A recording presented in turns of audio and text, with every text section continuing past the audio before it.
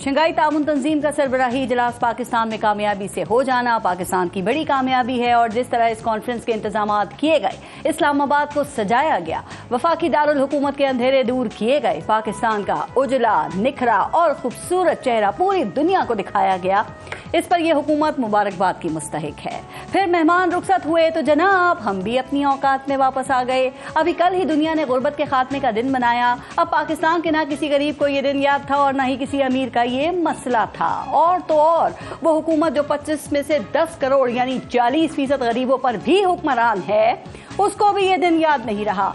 इन हुक्मरानों को अगर याद थी तो आईनी तरमीम, जिसके लिए मेहमानों को इस्लामाबाद छोड़कर वजीर आजम और सदर पाकिस्तान जाती उम्रा में मियां मोहम्मद नवाज शरीफ के हुजूर हाजिर हुए। 40% गरीबों के मुल्क के हुक्मरानों ने पेट भरकर खाया और आइन में अपने मफाद की तरमीम के लिए मौलाना को भी राम करने की कोशिशें की। अब एक तरफ इस मुल्क के गरीब अवाम हैं और दूसरी तरफ हुक्मरान अशराफिया है। दोनों की तरजीहात एक दूसरे की इंतहा पर हैं। एक तरफ तरजीह पेट भरने के लिए रूखी सूखी रोटी है तो दूसरी तरफ तरजीह इक़्तिदार का पेट भरने की तरकीबें सोचना है। एक तरफ तरजीह अपनी जिंदगियां बदलना है तो दूसरी तरफ अपने लिए मुल्क के कानून बदलना है।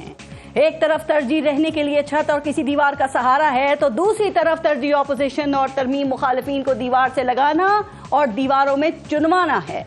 एक तरफ तरजीह आइन में दिए गए चंद बुनियादी हुकूक की तलाश और जुस्तजू है तो दूसरी तरफ अपने लिए पूरी आईनी अदालत ही खड़ी करना है।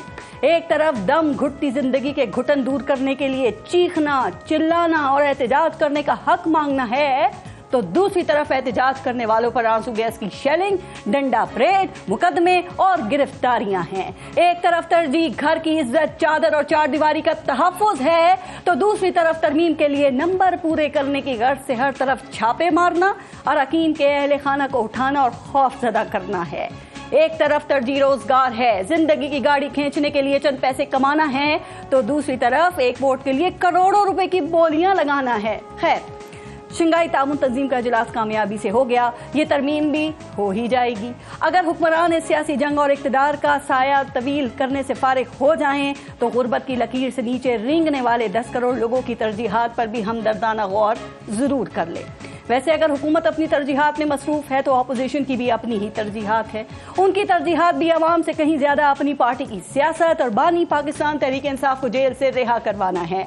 आज भी उन्होंने एहतजाज की कोशिश की, इस पर भी बात करेंगे और ये भी देखेंगे कि मखसूस नशिस्तों के फैसले पर अमल ना करना किसकी तरजीह है। क्योंकि आज जहां इलेक्शन कमीशन ने फैसला मौखर किया तो वहीं ये फैसला देने वाले 8 जजेस ने एक और वजाहत जारी करते हुए फैसले पर अमल दरामद का हुक्म दे दिया है।